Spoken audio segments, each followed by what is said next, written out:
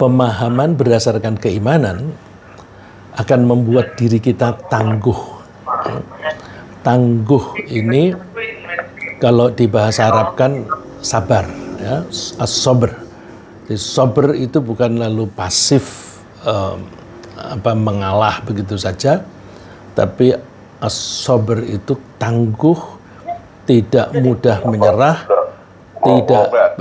tidak ada keluh kesah, dan selalu menghadapi problem dengan optimis.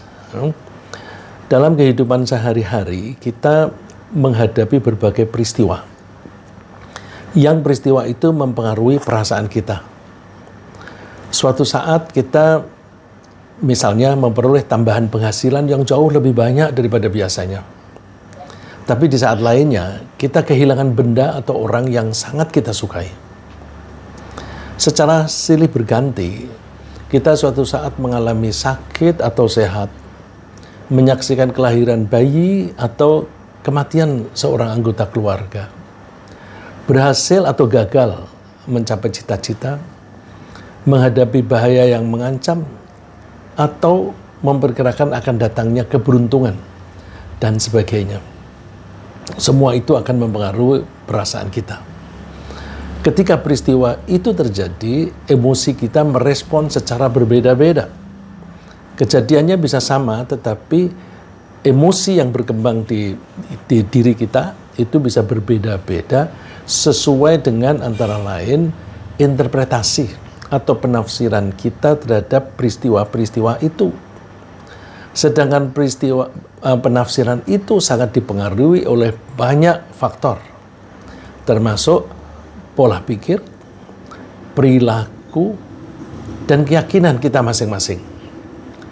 Misalnya, ketika seorang bayi lahir, ada yang senang karena jati dirinya atau gennya akan diteruskan oleh keturunannya. Tapi ada yang galau karena memperkirakan tidak akan bisa membiayai kebutuhan hidupnya. Dan bahkan ada yang stres karena takut perselingkuhan yang dia lakukan akan diketahui orang banyak.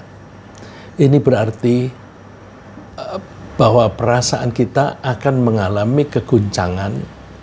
Keguncangan itu excitement, ya, excitement di dalam kejiwaan bisa melambung tinggi atau tenggelam terlalu dalam. Jika kita menafsirkan suatu peristiwa tanpa didasari prinsip-prinsip keimanan yang tepat. Salah satu prinsip keimanan yang bisa membuat perasaan kita stabil dan tenang adalah keyakinan bahwa Allah memiliki hak prerogatif yang tidak bisa diganggu-gugat dalam menciptakan dan mengatur berbagai situasi kehidupan. Dan kita harus menerimanya dengan baik. Sebagai akibat, kita akan tangguh dalam menghadapi kesulitan. Justru keyakinan yang semacam itu membuat diri kita tangguh. Untuk membangun keyakinan semacam itu, kita mesti berusaha mengenali Allah dulu. Mengenali Allah beserta sifat-sifat dan tindakannya, yang sering disebut sebagai sunnatullah. Kalau para santri suka menyebut sifat-sifat dan tindakan Allah itu sifatullah wa af'aluh, sifat dan tindakan-tindakannya. Dan itu bisa kita anggap sebagai sunnatullah. Sunnatullah itu kebiasaan cara Allah bertindak. Jadi kalau Allah mau memberi kita rezeki, minuman, itu mesti pakai prosedur. Yang prosedur itu Allah ciptakan sendiri. Misalnya dengan penguapan air dari muka bumi, kemudian digiring oleh angin, kemudian dijatuhkan berupa hujan. Nah, itu mekanisme yang biasa dilakukan oleh Allah ketika Allah memberi kita rezeki yang berawal dari air. Air membuat tanaman bisa tumbuh, tanaman tumbuh itu bisa mendukung binatang, hewan yang kita makan itu bisa tumbuh makin besar, dan itu menjadi konsumsi kita, rezeki kita. Jadi Rizki kita itu oleh Allah dimulai dengan air. Nah, tapi ketika Allah memberi rezeki kepada kita itu, Allah menggunakan mekanisme yang baku. Nah, mekanisme yang baku itu namanya sunnatullah. Kemudian kita menyesuaikan pola pikir dan perilaku kita dengan sifat-sifat dan perilaku Allah. Jadi kalau kita mengenali Allah, pertama kita kenali dulu karakternya Allah itu kayak apa, dan tindakan Allah itu kayak apa. Setelah itu kita menyesuaikan diri dengan itu. Ya, karena alam raya ini diciptakan dan diatur oleh Allah, maka kalau kita ingin compatible dengan alam sekitar kita, kita mesti menyesuaikan caranya. Yang paling mudah adalah kita menyesuaikan diri dengan penciptanya. Kalau kita menyesuaikan diri dengan penciptanya, maka insya Allah akan lebih mudah kita menyesuaikan diri dengan keadaan di lingkungan kita. Nah, jadi secara ringkas bisa kita sebut sebagai taat dan tunduk patuh kepada Allah. Ya, jadi menyesuaikan diri dengan Allah tadi, yang gampang disebut adalah kita taat aja dan tunduk patuh kepada Allah. Itu bahasa aplikasi dari menyesuaikan diri dengan sifat-sifat Allah. Jika kita betul-betul taat dan tunduk kepada Allah, maka Allah pasti akan merespon kita secara positif. Responnya apa? Allah menyayangi kita dan melindungi kita. Saya ulang, respon Allah adalah menyayangi kita dan melindungi kita karena kita berusaha untuk menyesuaikan diri dengan Allah melalui ketaatan dan ketundukan. Nah, orang yang disayangi dan dilindungi oleh Allah itu biasanya disebut wali Allah. Ya, wali itu orang yang disayangi Allah. Wali itu bukan lalu orang yang kelakuannya aneh-aneh, bukan. Wali adalah orang yang disayangi Allah. Nah, ketika Allah menyayangi kita, Allah juga namanya wali. Jadi ketika ada perlindungan dari Allah, kita yang dilindungi namanya wali, yang melindungi juga namanya wali. Cuma kalau wali itu lengket pada Allah sebagai wali, itu artinya Allah itu pelindung. Tapi kalau kita sebagai walinya Allah, kita ini kekasihnya Allah. Nah, mudah-mudahan kita bisa menjadi walinya Allah. Kita menjadi wali Allah, caranya kita mengangkat Allah sebagai wali kita. Kalau Allah sudah mengangkat seseorang sebagai walinya, maka Allah pasti akan melindungi dan menyayanginya, terutama dari segi mental kejiwaan. Kalau Allah sudah melindungi kita dari segi mental kejiwaan, maka secara fisik badan kita akan terpengaruh.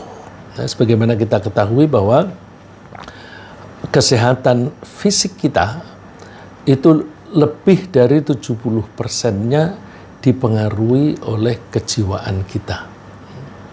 Oleh karena itu, kalau jiwa kita sehat, maka potensinya kita akan sehat badan kita. Orang Islam, orang yang tunduk patuh kepada Allah, akan menjadi kekasihnya Allah dan potensi untuk sehat mental dan jasmani akan lebih besar. Nah, Allah menyebutnya ala inna awliya Allahi la khaufun alaihim walahum yahzanun. Ingatlah, sesungguhnya wali-wali Allah itu tidak ada kekhawatiran terhadap mereka dan tidak pula mereka bersedih hati. Ringkasnya, orang yang dilindungi Allah akan terbebas dari takut dan sedih. Setiap hari ada peristiwa-peristiwa yang terjadi pada kita. Tapi peristiwa yang sama itu bisa berpengaruh negatif terhadap orang lain yang tidak beriman. Tapi terhadap kita beriman, apapun yang terjadi itu akan berpengaruh positif pada kita. Kita bisa menjadi, lalu yang penting bagaimana kita bisa menjadi kekasihnya Allah. Kita bisa menjadi wali atau kekasih Allah jika kita taat dan tunduk kepadanya sambil menerapkan pola pikir dan perilaku yang sesuai dengan kriteria yang disebutkan oleh Allah di ayat berikutnya. Tadi ayat 62. Ala inna awliya Allahi la khaufun alaihim wa lahum yahzanun, itu ayat 62. Ayat berikutnya, alladzina amanu wa kanu yattaqun. Siapakah walinya Allah? Yaitu orang yang beriman dan bertakwa. Sebagai akibat dari kita beriman dan bertakwa, Allah menindaklanjuti memberi hadiah kepada kita, lahumul busyra fil hayatid dunya wa fil akhirah. Mereka akan memperoleh kegembiraan. Allah menyebutnya kegembiraan. Kegembiraan itu adalah merasa selamat, aman, dan sejahtera. Orang misalnya mempunyai harta sebanyak apapun, kalau dia tidak aman, dia tidak akan bahagia. Jadi keamanan, keselamatan itu nomor satu. Baru kemudian kesejahteraan. Nah, orang yang beriman dan bertakwa itu akan mendapatkan kebahagiaan dari Allah, yaitu terbebas dari takut dan sedih, baik di dunia maupun di akhirat. Dan keputusan Allah semacam ini itu pasti terjadi, tidak akan berubah. Ya. La tabdila li khalqillah. Tidak ada perubahan bagi kalimat-kalimat Allah. Kalimat-kalimat Allah itu keputusan-keputusan Allah. Kalau Allah sudah membuat keputusan, nggak ada perubahan. Dzalika huwal fawzul adzim, dan orang yang mendapatkan nasib semacam itu adalah orang-orang yang mendapatkan kemenangan yang besar. Lalu, bagaimana cara kita mendasari pola pikir? Kita mendasari pola pikir dengan keimanan bahwa Allah adalah Tuhan atau Tuan kita. Tuhan atau Tuan kita. Dan sebagai konsekuensinya, kalau kita menganggap Allah itu sebagai Tuhan atau Tuan kita, kita adalah hambanya Allah. Kemudian keimanan itu kita terapkan dalam bentuk perilaku sehari-hari dengan cara melaksanakan perintahnya dan meninggalkan semua larangannya. Kalau orang mengaku saya ini hamba Allah, tapi tidak nurut kepada Allah, itu omong kosong, bohong. Ya. Sebagai contoh, pola pikir yang sesuai dengan keimanan adalah meyakini bahwa kita semua ini telah diciptakan oleh Allah dan kita ini diatur oleh Allah. Kita diciptakan oleh Allah dan diatur oleh Allah. Bahwa kita diciptakan oleh Allah itu sesuai dengan ayat 1 dan 2 di surat Al-Alaq. Iqra' bismi rabbikal ladzi khalaq, khalaqal insana min 'alaq. Bacalah Al-Quran atas nama Tuhanmu yang telah menciptakan semua, termasuk khalaqal insana min 'alaq, menciptakan manusia dari sesuatu yang nempel di rahim, bergantung di rahim, yang disebut alaq. Setelah menciptakan kita dari tidak ada menjadi ada, Allah lalu mengatur perkembangan kita. Perkembangan kita ini diatur yang kita tidak bisa mencampuri. Tentu perkembangan ini secara garis besar, ya, seperti misalnya itu wadahnya lah. Wadahnya, lalu kita tinggal mengisi wadah itu. Ya, saya ulang, setelah menciptakan kita dari tidak ada menjadi ada, Allah mengatur perkembangan kita secara garis besar. Allah mengatur perkembangan kita dari lemah menjadi kuat dan kemudian menjadi lemah lagi. Hanya Allah yang memiliki hak untuk mengatur perkembangan tersebut, sehingga kita tidak bisa melawannya atau mengubahnya. Dari lemah menjadi kuat, menjadi lemah lagi. Ada orang mau mencoba melawan, aku maunya kuat terus, nggak bisa. Kalau sudah tua itu sudah, ya kita ngomongnya kan tulang kita sudah aus, sudah puluhan tahun dipakai, otot-otot kita sudah aus dan sebagainya, sehingga menjadi makin lemah. Nah, itu digambarkan oleh Allah di surat Ar-Rum. Allahul ladzi khalaqakum min dha'fin thumma ja'ala min ba'di dha'fin quwwatan thumma ja'ala min ba'di quwwatin dha'fan wa syaibah. Allah lah yang menciptakan kalian dari lemah, kemudian menciptakan dari lemah ke kuat, kemudian Allah membuat dari kuat menjadi lemah dan tua. Yakhluqu ma yasha, Allah itu menciptakan apa yang Dia kehendaki. Allah menghendaki begitu, udah. Itu yang saya sebut hak prerogatif Allah.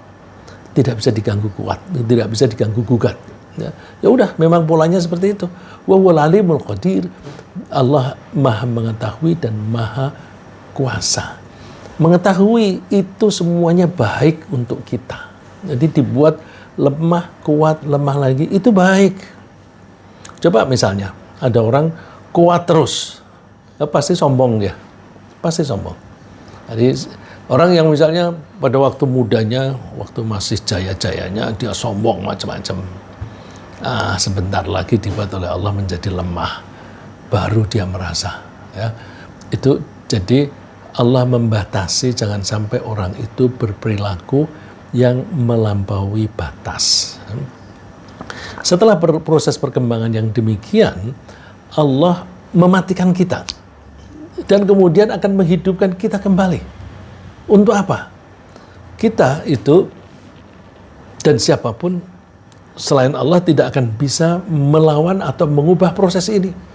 Semua orang pasti akan mati dan pasti akan dibangkitkan kembali. Gak ada yang bisa melawan itu. Aku besok gak mau bangun lagi. Gak mau dihidupkan kembali, aku mati terus saja. Gak bisa. Itu prerogatif Allah. Allahul ladzi khalaqakum, thumma razaqakum, thumma yumitukum, thumma yuhyikum. Allah lah yang menciptakan kalian, kemudian Allah memberi rezeki kepada kalian. Begitu anak lahir, udah rezekinya udah dijamin oleh Allah. Tentu melibatkan orang-orang yang ada di sekitarnya supaya bayi itu bisa mendapatkan rezeki. Kemudian setelah diberi rezeki, besok suatu saat akan dibuat mati, kemudian dibangkitkan kembali. Allah nantang, hal min syurakaikum ma yaf'alu min dzalikum min syai'. Ada enggak orang yang kamu ajak bekerja sama? Ini bahasanya sekutumu, ya, sekutumu. Artinya orang yang kamu jadikan sekutu untuk menandingi Allah. Ada nggak selain Allah yang kamu jadikan sekutu untuk kerjasama melawan itu atau menciptakan yang semacam itu? Hal min syurakaikum ma yaf'alu min dzalikum min syai'. Ada nggak pihak lain yang bisa menciptakan semacam itu? Membuat, memberi rezeki, mematikan, terus membangkitkan kembali. Subhanahu wa ta'ala amma yusyrikun. Maha suci Allah dan maha tinggi Allah dari apa yang mereka sekutukan. Nah, fakta bahwa kita telah diciptakan dan diatur oleh Allah dengan pengaturan atau proses yang tidak bisa dilawan, itu menunjukkan bahwa kita ini milik Allah. Nah, ini termasuk pola pikir yang penting. Nah, karena kita diciptakan oleh Allah, berarti kita ini milik Allah. Allah yang memberi kita kehidupan dengan segala fasilitasnya, kemudian Allah memanggil kita kembali. Untuk apa? Kalau kita diberi fasilitas, itu tidak sia-sia. Kita diberi fasilitas, suruh memanfaatkannya untuk berbakti kepada Allah.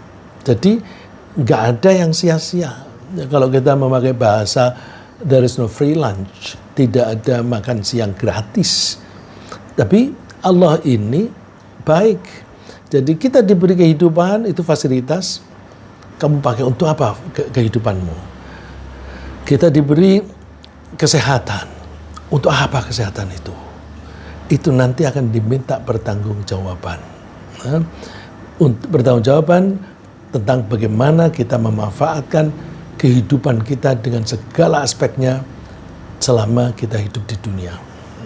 Ini seringkali orang tidak percaya, lalu mengira hidup ini ya sudah hanya hidup aja.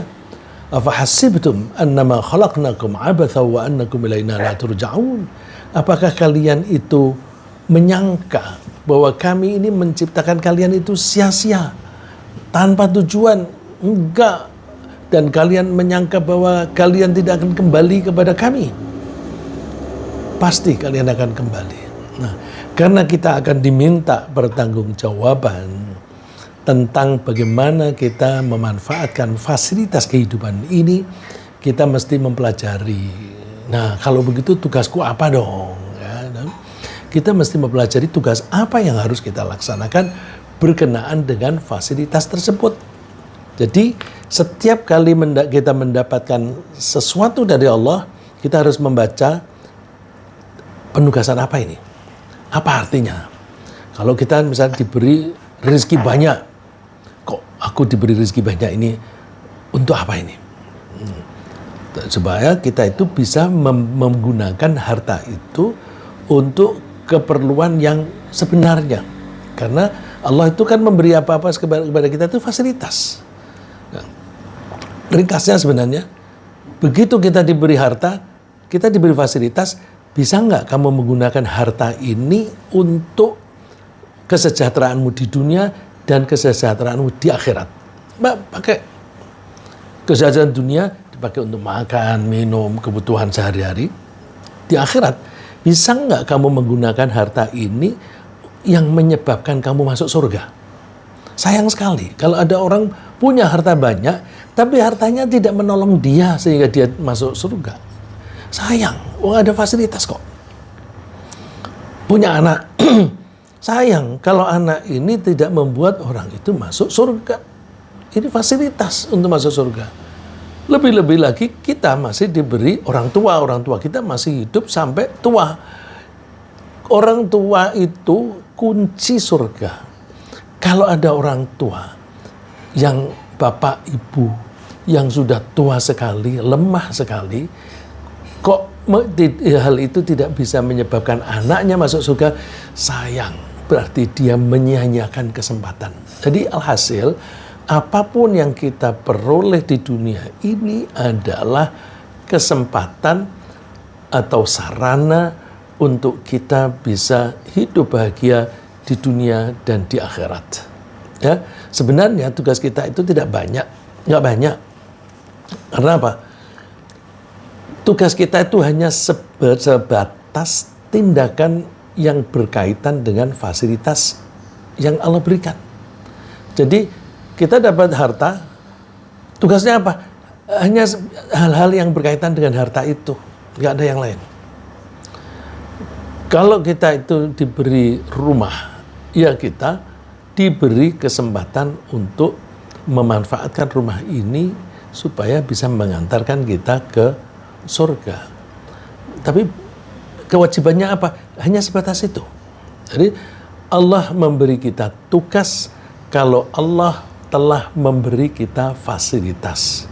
Jika Allah tidak memberi fasilitas, Allah tidak akan memberi kita tugas. Misalnya, Allah menugasi kita untuk beribadah jika Allah memberi kita akal sehat. Jadi kalau kita diberi akal sehat, mesti kita gunakan untuk beribadah. Kalau orang tidak diberi akal sehat, dia gila misalnya, nggak ditugasi untuk sholat. Nggak sholat nggak apa-apa. Ya memang dia tidak diberi akal sehat kok.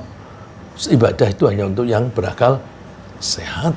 Nah, misalnya lagi, Allah menugasi kita pergi haji hanya jika Allah memberi kita kemampuan. Jika Allah tidak memberi kita kemampuan, kita tidak dituntut untuk pergi haji. Jadi begitu kita mempunyai harta, mempunyai uang yang cukup untuk pergi haji, tenaga kita ada, maka kita membacanya, aku disuruh oleh Allah pergi haji. Kalau dia menunda-nunda, nanti dulu aku mau bisniskan dulu duit ini. Oh, celaka dia. Nah, celaka dia. Karena apa? Sudah ditugasi kok nggak berangkat. Itu kecuali kalau ada halangan ya. Saya pernah punya teman yang dia pensiun dini dari perusahaan yang multinasional ya. Terus saya ingetin, Mas pergi haji Mas. Duitmu mumpung banyak. Ntar aku mau bisniskan dulu. Terus dia bisniskan misalnya ternak ikan, nanam cabai, semuanya rugi. Tapi saya cerewet, Mas, jangan lupa pergi haji. Suatu saat dia bilang, aduh betul Pak, betul. aku duitku habis, sekarang tinggal hanya 30 juta, pas untuk ongkos haji. Ya deh, aku mau daftar. Terus dia daftar pergi haji, untung dia masih punya kesempatan. Dia daftar, waktu itu saya ngomong hari Sabtu, terus hari Senin dia daftar, hari Sabtu ketemu saya lagi. Pak, Masya Allah, luar biasa Pak. Saya daftar hari Senin, hari Kamis saya ditelepon saudara saya, Kang, ada hadiah untuk kamu. Bapak dulu pesan, kalau warisan sudah dibagi, jangan lupa saudara-saudara dikasih. Dan kamu dapat bagian. Bagian dia lebih daripada 30 juta. Terus, wah bener. Lalu terus dia ingin mendaftarkan istrinya, tapi waktu dia mau mendaftarkan istrinya, pendaftaran sudah tutup. Ya, tapi ini saya hanya mengingatkan, ya, insya Allah jamaah kita ini adalah orang-orang yang punya potensi untuk pergi haji. Jangan tunda. Penundaan hanya karena waiting list, ya, karena ditunggu. Kita harus menunggu giliran. Tapi cepat-cepat daftar. Kalau kita sudah daftar, kalau kita meninggal dunia, berarti kita meninggal sudah melaksanakan haji, gitu. Ya. Jadi Allah misalnya lagi, Allah menugasi kita membayar zakat, itu hanya kalau Allah memberi kita penghasilan yang melebihi kebutuhan. Kalau penghasilan kita pas dengan kebutuhan, kita nggak disuruh zakat kok. Kalau penghasilan kita kurang dari kebutuhan, malah kita boleh menerima zakat. Jadi, ini contoh lagi, kita tidak ditugasi kalau kita tidak diberi fasilitas oleh Allah. Sholat misalnya, kalau kita diberi kemampuan berdiri, kita ditugasi oleh Allah sholatnya berdiri. Tapi kalau kita nggak bisa berdiri, nggak ditugasi berdiri, nggak boleh kita maksa diri. Ya udah, duduk aja. Duduk nggak bisa, tiduran nggak apa-apa, tidak dosa dan sholatnya sah. Jadi Allah menugasi kita sesuai dengan pemberian. Contoh lagi, istri, suami seorang laki-laki kalau diberi istri oleh Allah, dia ditugasi antara lain apa? Perlakukan istrimu dengan baik. Ya. Wa ashiruhunna bil ma'ruf. Bergaullah dengan istrimu dengan cara yang baik. Itu tugas dari Allah. Tanpa syarat lagi. Jadi kalau nggak punya istri, tidak ada kewajiban memperlakukan istri dengan baik. Istrinya nggak ada kok.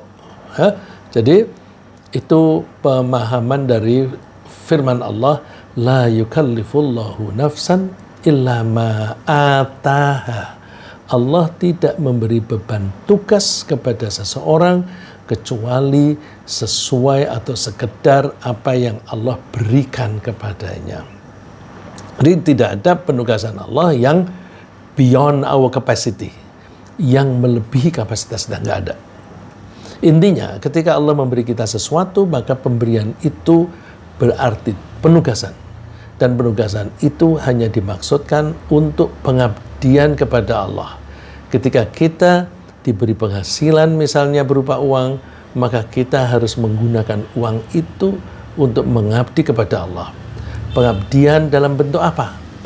Dalam bentuk tindakan atau aktivitas dengan prioritas mulai yang wajib, kemudian baru yang sunnah. Yang wajib pun itu kita prioritaskan yang fardu ain, yang wajib secara individu. Terus kemudian yang wajib secara kemasyarakatan atau yang disebut fardu kifayah. Kemudian kita menuju ke prioritas berikutnya, yaitu yang sunnah. Sunnah itu ada dua. Ada sunnah muakkadah, sunnah yang diberikan penekanan, dan ada yang sunnah biasa. Kita prioritaskan yang mendapatkan penekanan. Ya. Dengan demikian, semua pembelanjaan uang itu hanya untuk kegiatan ibadah atau pengabdian kepada Allah. Itu sesuai dengan firman Allah, wa ma khalaqtul jinna wal insa illa liya'budun.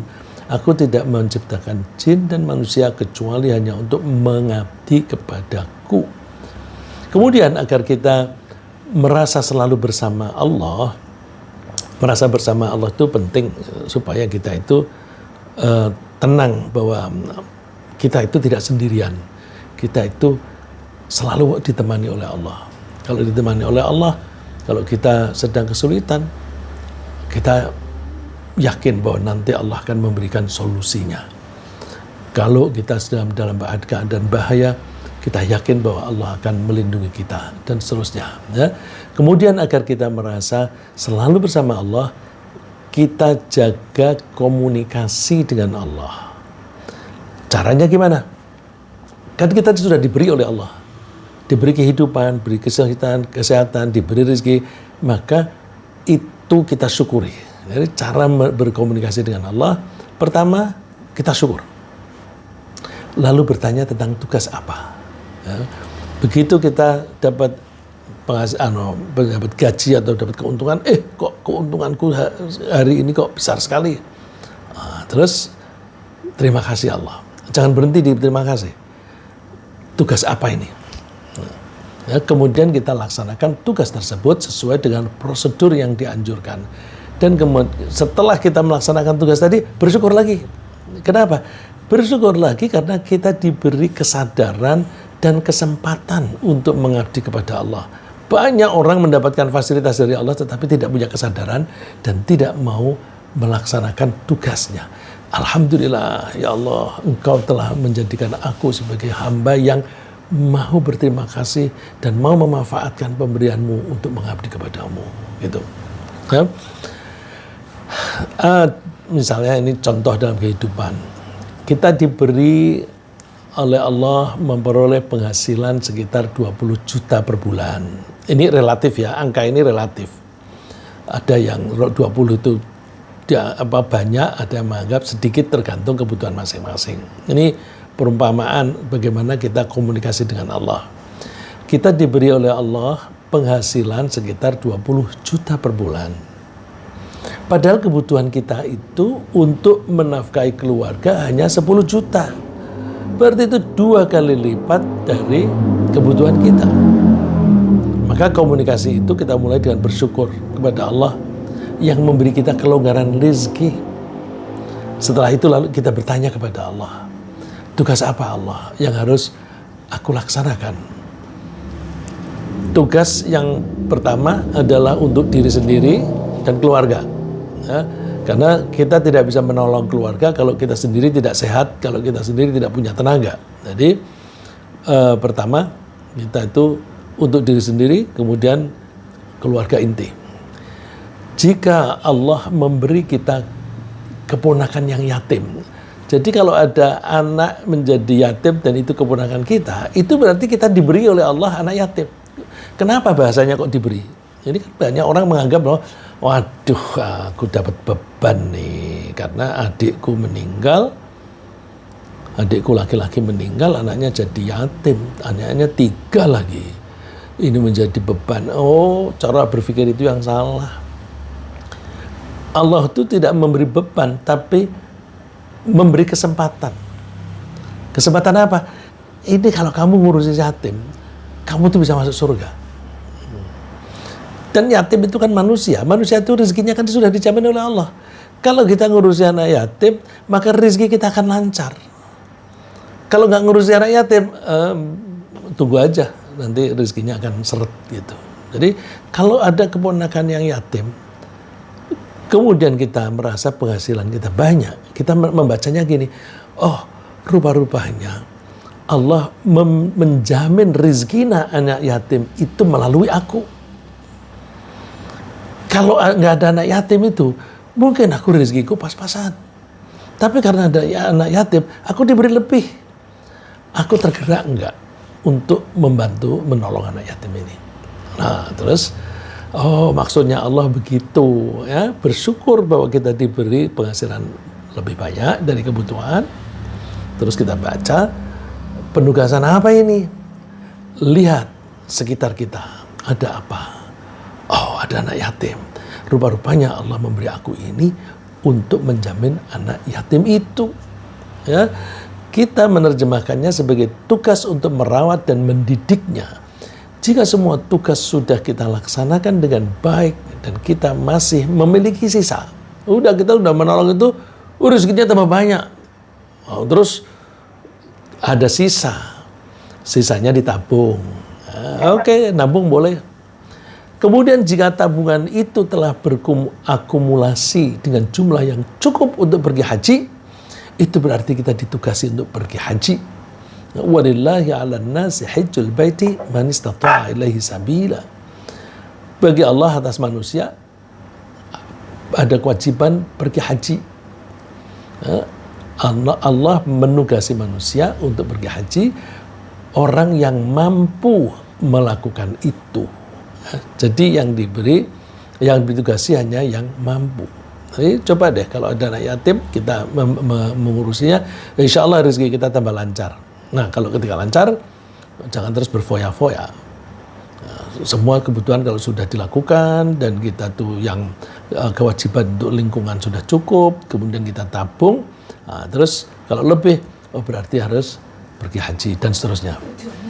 Dengan demikian, semua biaya yang kita keluarkan hanya dalam rangka melaksanakan tugas dari Allah.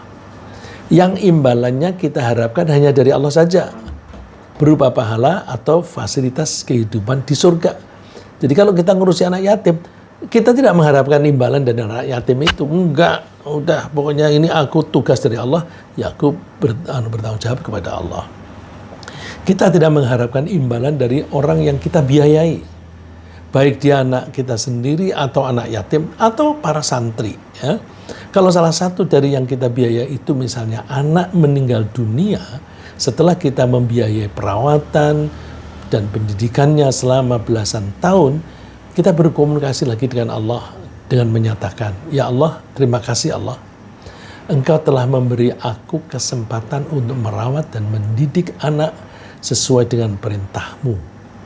Anakku adalah milik-Mu dan Engkau adalah satu-satunya yang berhak memberinya kehidupan dan memanggilnya kembali kepadamu. Bahwa Engkau telah memanggilnya kembali, itu berarti tugasku untuk merawat dan mendidiknya telah selesai. Terimalah semua usaha dan biaya yang telah kami keluarkan sebagai amal ibadah dan pengabdianku kepadamu. Jadi kalau kita ngurusi anak, kita biayai sekolah, pendidikan, dan perawatannya sampai miliaran. Jangan pernah berpikir bahwa ketika misalnya anak itu kita kuliahkan, begitu dia jadi sarjana, dia jadi dokter, jadi insinyur, mati. Entah karena apa, entah karena COVID atau karena kecelakaan, mati gimana?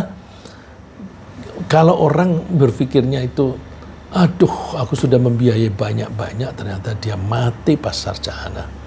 Rugi aku dong. Itu beban mental. Itu jadi beban mental. Maka tadi saya mengatakan, jangan begitu. Kita diberi Allah itu adalah tugas. Jadi begitu ada anak, kita ditugasi oleh Allah untuk merawat dan mendidiknya. Imbalannya apa? Jangan mengharapkan dari anak. Imbalan dari Allah. Karena tugasnya itu dari Allah. Kalau tugas dari Allah, imbalannya dari yang memberi tugas. Nah, terus kalau suatu saat anak itu meninggal, kita merasa bahwa tugasku selesai. Aku kan ditugasi oleh Allah ketika ada anak. Begitu anak ini meninggal, tugasku selesai. Nah, kalau melihat anak meninggal itu diartikan sebagai tugas selesai, itu secara mental kan ringan. Ringan.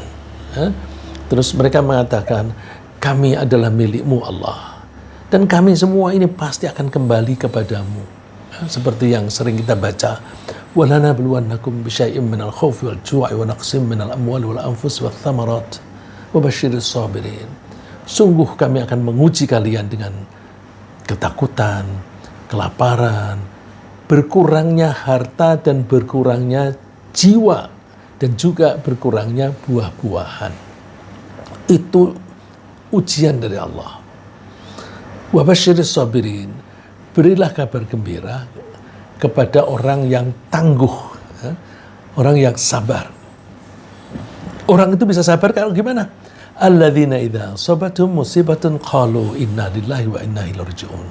Orang yang tangguh adalah orang yang ketika mereka mendapatkan musibah, mereka menyadari kita ini kan milik Allah dan kita akan kembali kepada Allah. Kalau aku nanti akan kembali kepada Allah, kemudian anakku duluan yang kembali kepada Allah, ya sudah. Aku milik Allah. Kalau istriku mendahului aku, dia juga milik Allah. Suamiku meninggal duluan, itu milik Allah. Itu menjadi ringan. Ya. Saya pernah ketemu seorang teman, sudah 6 tahun istrinya meninggal, tapi dia itu masih berat mentalnya. Masih menanggung beban mental. Masya Allah. Lah itu karena pola pikirnya yang kurang pas. Makanya saya mengatakan bahwa kalau kita berpola pikir yang benar, maka insya Allah kita menjadi tangguh. Kita kehilangan siapapun yang kita cintai, itu tidak membuat kita gila, ya? Tidak membuat kita depresi. Kita tetap tegar. Ya? Jadi menafsirkan kematian anak sebagai selesainya tugas, itu tidak akan menimbulkan beban mental yang berat, dibanding dengan penafsiran bahwa kematian itu berarti kerugian yang besar setelah mengeluarkan biaya yang banyak dan usaha-usaha yang membutuhkan banyak pikiran dan tenaga. Jika kematian anak dianggap sebagai kerugian materi karena hilangnya investasi, maka orang tuanya akan mengalami kekecewaan yang berat. Kekecewaan itu kalau makin dalam bisa menyebabkan depresi. Orang yang depresi itu sudah merasa tidak ada gunanya hidup ini. Kalau tidak ada gunanya, maka tidak ada yang diinginkan kecuali mati. Ya. Beban mental akan menjadi lebih berat lagi jika meninggalnya anak itu dianggap sebagai hilangnya harapan. Misalnya, aduh ini anak satu-satunya, aku didik supaya dia besok menjadi orang yang berhasil, yang sukses, dia bisa mendapatkan penghasilan yang bagus. Saat itu aku sudah tua renta, aku bisa hidup numpang pada dia. Terus dia, lah karena dia mati, aku ikut siapa? Hidupku bagaimana nanti? Itu dia akan tersiksa. Pasti tersiksa. Karena apa? Dia kehilangan tempat bergantung. Kalau orang beriman kan tidak begitu. Yang menjamin hidupku itu Allah. Nanti Allah mengatur bagaimana supaya saya tetap mendapatkan rizki. Itu menjadi ringan beban mental kita. Ya. Jadi orang yang semacam itu akan menghadapi ketakutan menghadapi hari tua.